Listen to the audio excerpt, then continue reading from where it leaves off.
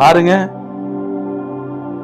இயேசு அவனை அழைத்து அவனை நோக்கி, நான் உனக்கு என்ன செய்ய வேண்டும்? பாருங்க, யாரெல்லாம் தடைகளை உடைத்து இயேசுவினிடத்திலே வருகிறார்களோ, யாரெல்லாம் இயேசுவை மற்றவர்களை காட்டிலும் அதிகமாக, முன்னிலும் அதிகமாக கூப்பிடுகிறார்களோ, எல்லாரும் அவனை பேசாதிருக்கும்படி அதட்டுனாங்க.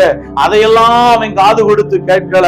அவனுடைய இருதயத்திலே ஒரே எண்ணம், நான் இயேசுவினிடத்திலே செல்ல வேண்டும், நான் பார்வையடைய வேண்டும், என் வாழ்க்கை மாற வேண்டும், நான் ஆசீர்வதிக்கப்பட வேண்டும்.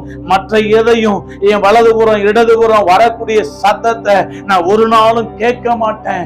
இயேசுவினிடத்திலே வருவதற்கு எந்த தடை வந்தாலும் அந்த தடைகளை நான் நின்னு பார்க்க மாட்டேன். என் ரட்சகரை நான் பார்த்தாகணும். இந்த கண்களினாலே, இந்த குருட்டு கண்களினாலே என் ரட்சகர் இயேசுவை நான் பார்க்க வேண்டும் என்கிற ஒரே தாகம், ஒரே ஆசை, ஒரே விருப்பம், ஒரே நோக்கம் அவனுக்கு இருந்துச்சு. அதனாலதான் கர்த்தர் இந்த கண்களை மட்டுமல்ல, அவனுடைய ஆத்தும கண்களையும் அவர் திறந்து விட்டார். அவன் நித்திய ராஜ்யத்தினுடைய நன்மையை அவன் சுதந்தரித்துக் கொண்டான். பிரியமானவர்களே, ஆமென்.